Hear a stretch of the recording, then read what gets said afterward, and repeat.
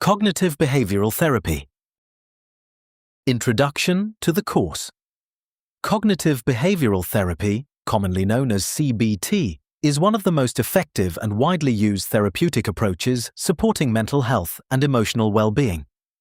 It focuses on understanding how thoughts, emotions, and behaviours influence one another, and how negative thinking patterns can affect daily life.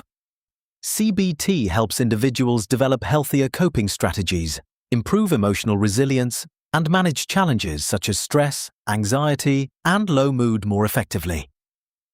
Strong therapeutic communication, ethical practice, and evidence-based interventions are essential for supporting positive behavioural and emotional change within professional counselling and mental health environments. Learning outcomes.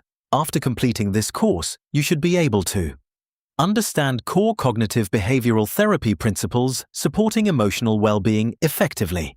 Apply CBT techniques managing negative thoughts, behaviours, and responses successfully. Develop therapeutic communication skills supporting cognitive behavioural therapy practice effectively. Recognize ethical responsibilities, maintaining confidentiality and professionalism within counselling environments. Implement evidence-based CBT interventions, improving emotional resilience and problem-solving abilities.